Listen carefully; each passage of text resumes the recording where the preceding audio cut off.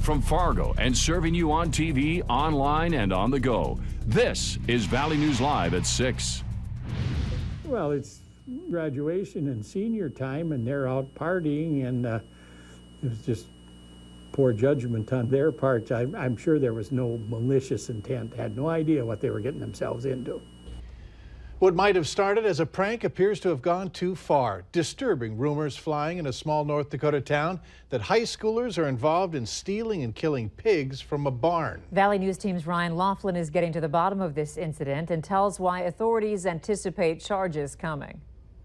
There was a party going on 3 miles east of Coolin Nursery, and that somebody had gotten into the barn. J.R. Gibbons and his cousin run a number of businesses in Candu, including what he says is the largest swine farm in the state.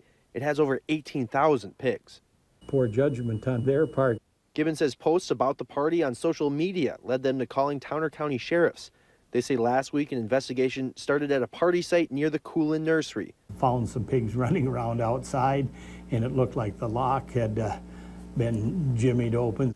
The pigs found outside had to be euthanized. Gibbons says police also found the carcass of another pig. Rumors have been swirling that the pigs were tortured at the party location. Police wouldn't confirm, citing an ongoing investigation. These are the swine barns. There's 3 of them here, and each one can hold up to around 6,000 pigs. We'd like to show you the pigs, but we can't because they're in biosecure locations in order to help prevent the spread of disease, which is one of the reasons it makes it so concerning. Someone broke in and stole them. We go through a shower in, shower out protocol, disinfect the barns in between lots, just to make sure that minimize the chance of any disease outbreaks. Now blood tests are needed, and 6,000 pigs are at risk because someone broke in. We don't dare put any more pigs in there, and we don't dare take any out until we are pretty sure that they're clean. Towner County sheriffs say they anticipate charges will be filed in the future. From Candu, Ryan Laughlin, Valley News Live. The sheriff's office says they're in the process of interviewing people who know what happened at the party and say it might take some time because not everyone is from the Candu area. More child porn has been tracked back to the Fargo area. Newly obtained search warrants detail how BCI agents scoured cyberspace. The suspects used things called torrents, which are files that can be downloaded piece by piece from hundreds of other computers and IP addresses, or your specific computer's online ID. Agents look to see which IPs match up with torrents containing child porn. They then search those IPs, finding they come back to specific people's residences here in Fargo. These latest search warrants follow 2 people charged on Friday in connection with child porn. We now know the name of the man who was seriously hurt in a hit and run near the Bowler in South Fargo.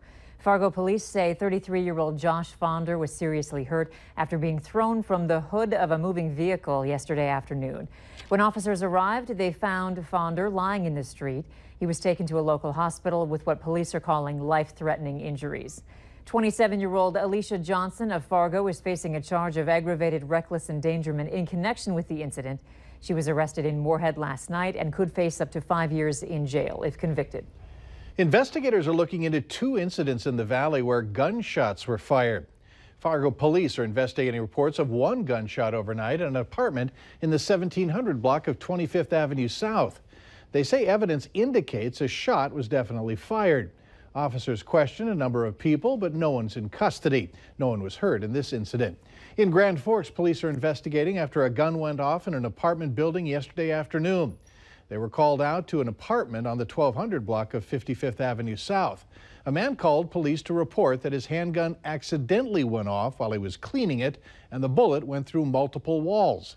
Authorities say the bullet did not enter any other apartments and no one was hurt. We still haven't been able to shake the colder, windy, wet weather. Hutch, any chance that could be changing soon? Yes, we will be shaking it, but for many of us this evening, still some clouds and isolated sprinkles, mainly to the east. Duluth seeing most of that activity, but down in northeast South Dakota, a couple sprinkles showing up. As skies begin to clear to the west, we're starting to see a few breaks in the clouds, even here in the FM area. Sunset tonight, 9:06. Temperatures falling into the low 50s by 10 o'clock. The north wind decreases. Skies clear overnight, and the warm takes hold. I'll have details on how warm we get and our next chance of rain as the weekend approaches coming up next. All right, thanks, Hutch. Authorities say credit card skimmers are back, and this time there's a twist. For some time, the thieves have been putting small electronic card reading devices on gas pumps, credit card readers, or ATMs to steal your credit or debit card information. While the scheme isn't new, police now are saying crooks are using something you might not be aware of. Valley News Team's crime and safety reporter Nicole Johnson shows us the tiny pinhole cameras hiding in some ATMs across the state. Taking money from a bank is much easier for modern-day criminals. Instead of holding up a teller, technology-savvy thieves are stealing from bank customers by putting a skimmer like this on an ATM and placing a tiny camera in just the right spot to capture and steal your PIN number. Here at the Spy Shop in Fargo, the owner, Don Fisher, It'd be really tough. says people walk past secret cameras all the time. Well, everything in this case has a hidden camera in it. Take a look at this water bottle. See that tiny hole? It's a camera that's HD quality and easy to conceal. Just type in hidden camera on the net and you'll find all these things. Many of them have motion detectors built in, battery life that can last days, and can connect to the internet to send videos to the owner of the camera anywhere in the world. My guess is these people you're talking about probably have something pretty slick worked out. To protect yourself, authorities are recommending covering up the numbers while you type in your PIN, and if you think there might be something wrong with the ATM, police say trust your gut and don't use it. Personally, I don't use the outside ones if I'm traveling. In town here, I don't really have a big issue with it yet, hopefully. In Fargo, Nicole Johnson, Valley News Live. While hidden pinhole cameras may be hard to spot, authorities say the actual skimmer attached to the ATM or gas pump can tip you off that something is wrong. Look for scratches near the card reader, sticky tape residue, and check to see if the card reader feels loose. If you see something suspicious, call the bank and police. North Dakota Governor Doug Burgum is donating his first 6 months' salary to addiction recovery and treatment initiatives. The donation amounts to about $51,000. Burgum was adamant on the campaign trail that he was not going to take a salary if elected, but the state legislature refused to approve the change. So now Burgum says he plans to donate his salary to charity.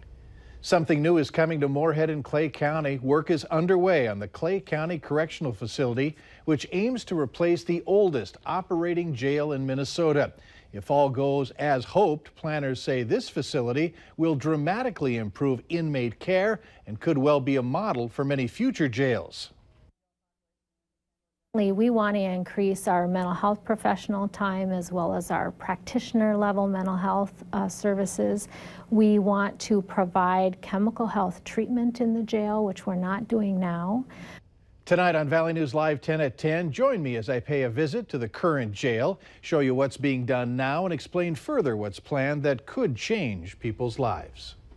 Minnesota state health officials say the measles outbreak has now hit 69 people in 4 counties. The vast majority of cases involve Somali children who are unvaccinated. All but 10 of the cases are in the Twin Cities area, while the other cases are in Ramsey, Crow Wing, and Le Sueur counties. Health officials continue to urge parents in affected counties to get their children vaccinated as soon as possible.